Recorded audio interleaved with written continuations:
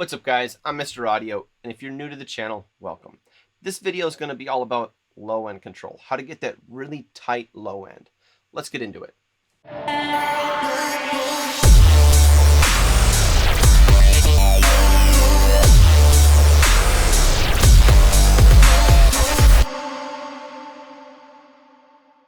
In this example, I'm going to show you a bass guitar and what I did to make it translate throughout the production and how it evolved over time. To be honest, there's a couple different tones that this bass guitar is carrying throughout the production.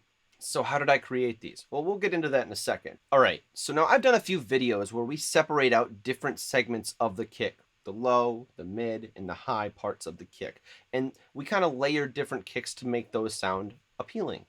Well, you kind of do that with bass too, but you kind of want to separate them out before you process them. So in this example, I've got the bass guitar separated out twice. Now, I've got the high end of the bass and the low end of the bass separated out. Now, why this is good is because it's important to have control over the low end. Now, if you can duplicate your direct input and just, put like a high pass at 67 hertz or maybe even a little bit higher even, really tight, steep filter, you'll get a really nice tight low end. Now, what you can do is you can put a low pass filter after that, somewhere between 160 and 180, depending on how it sounds in the production. Just rough numbers. Don't quote me on those numbers. Just do what feels right. Now, the crossover is that the high end, I will run through an amp or distortion or some sort of saturation to really color it up. And I'll put a high pass filter at roughly the same point that I put the low pass filter on the DI that was carrying just the low end. And I'll show you examples of these and my thought process, kind of how I got to where I had this production. And there's like 4 different segments of the bass. The bass sounds different 4 different times. Now, I've also done some processing on the bass bus that will make the bass change over time as well due to what the production calls for. Now, the bass gets pretty busy in a certain part, so I wanted the high end of the bass to really shine, the action of the strings to be really present in the mix. So I cut a lot of the low end away just to do that. Now, you're going to see why this works, and I'm going to show you how you can evolve your bass over time to get a really nice tight low end. Now, without further ado, let's check out some audio examples. All right, so I want to show you what the bass guitar sounds like on its own in the final production. I resampled the whole bass track to another track, and we're going to listen to it in solo just to see how it changes and evolves over time. I'm going to skip ahead in certain parts. Just pay attention and you'll see. So here's how the bass starts out. And like I said, I'm going to skip ahead and jump around to different sections.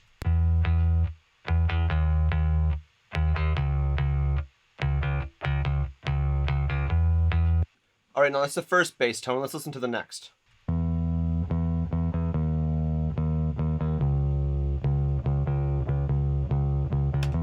That's even deeper. Now let's listen to the next bass tone.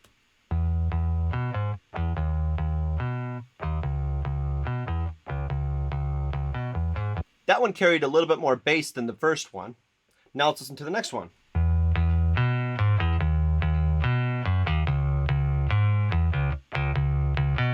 As you can see, that one carries a bit more top end because the bass was busier. I lowered the low end a little bit just so that that could shine in the production. You'll see when I play it later that there's enough low end in the production in that spot. Now the next bass tone gets a little bit faster pace, and I made it a little bit deeper because the guitar kind of carries the higher end of this part.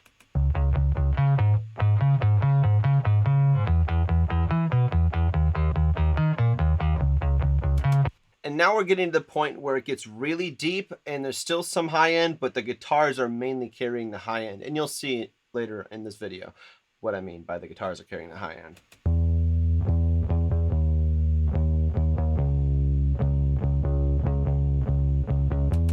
Now let's check out the final bass tone because the last section is the same as this one you just heard.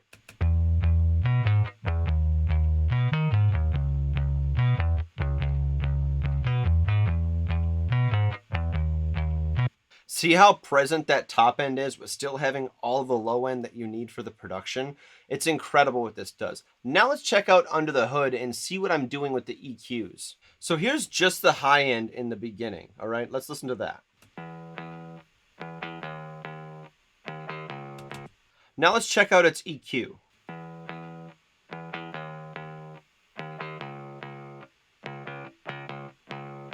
See what I mean about rolling off all that low end? It's got all the character that we really need for the high end of this bass. Now let's check out the low end of the bass.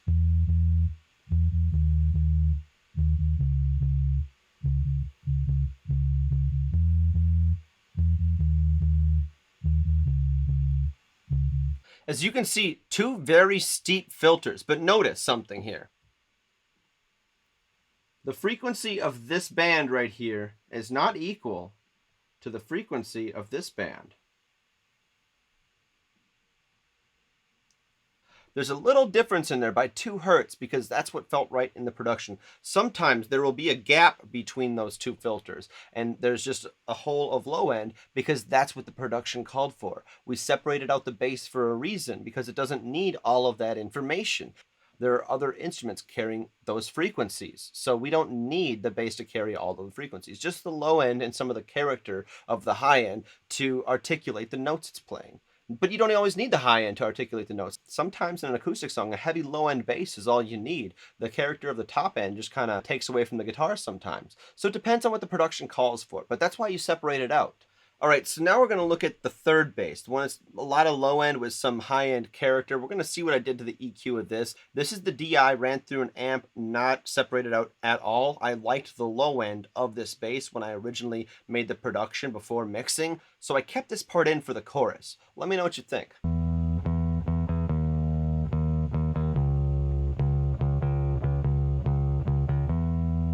As you can see, I just kind of rounded off that bass and even took a lot of the very low end away from that, but it still supported the production as much as it needed.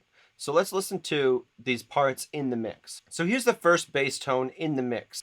Write me a song about your dreams.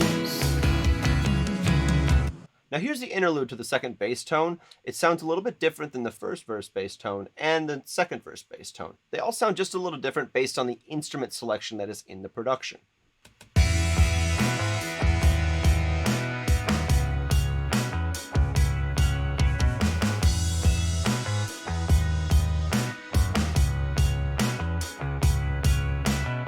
Now here is the second verse bass tone. There's one where it's just 8 notes and it gets a little bit more busy. It has a little bit more low end in the first part of it. I'll play both of them right now.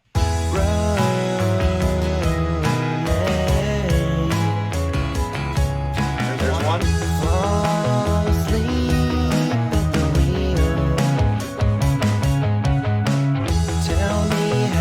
And as you can see, those two bass tones sound just slightly different from each other. Now let's listen to the second chorus bass tone with those heavy distorted guitars in there and see how it sounds. Watch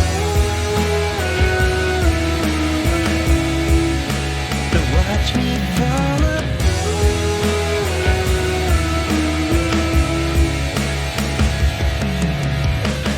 And as you can see, there's a lot less articulation of the bass notes, but you can still feel the low end, and most of the high end is coming from the electric guitars, and that's fine for this production. Now we're going to listen to the last bass tone, and that is kind of like the bridge part, where I have like a little bass fill. Check this out.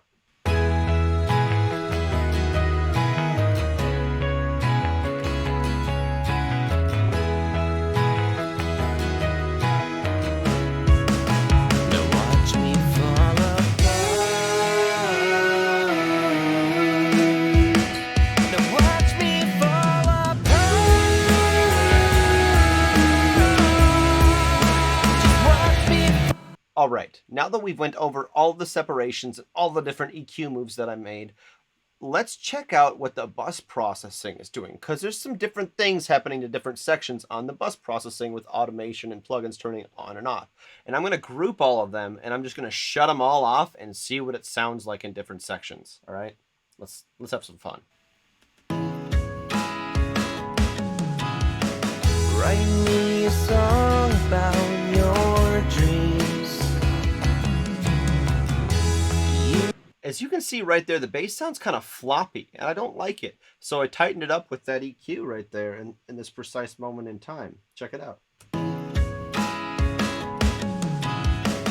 Write me a song about your dreams. Use a simple melody.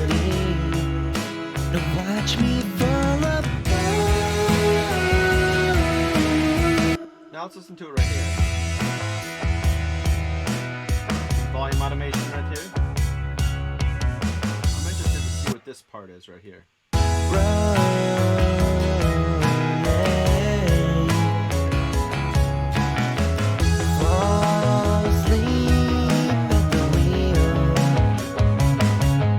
As you can see, every move I made with this automation was to really tighten up the low end and make it as present as it needed to be and consistent throughout the entire production. Consistency is everything with the low end, all right? So when you're crafting your low end, if you got a bass guitar, volume automation is going to be your best friend. I would go through a past volume automation before any EQ, compression, or anything, and just get the waveform looking nice and even. You know, not too even, make sure there's some dynamics in there, but you want it consistent mainly throughout the entire production. Otherwise, you're going to have spots where there's a missing low end, unless that's what the production needs. Like, let's say you have a section with just acoustic guitar and vocals, like I do in this song a few times. Then that's okay. But just remember, wherever the low end is, it should be consistent. You should be able to hear it. It should be present in the mix. Not all the low end needs to be there all of the time. That's what I'm showing you with these EQ moves. Now let's look at this one right here. See this EQ8, what that's doing? You can see the volume automation, but we don't know what's happening with this EQ here. Let's open this up and see what's going on. Just a little low end dip, not much. And then let's see what's happening with this EQ.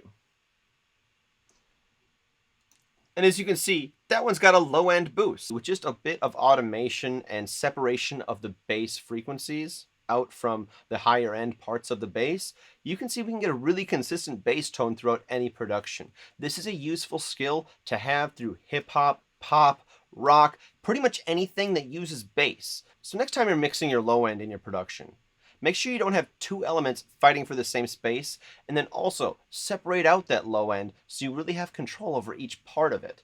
And then you have more manual manipulation you can do throughout the production to keep your low end as consistent as you need it. And that brings us to the conclusion of this video. If you stuck around this long, you know the drill. There's some Ableton effect racks that are free down in the description. There's also some paid ones on my website. Thanks for watching, guys. I'll see you in the next one. Mr. Audio, out.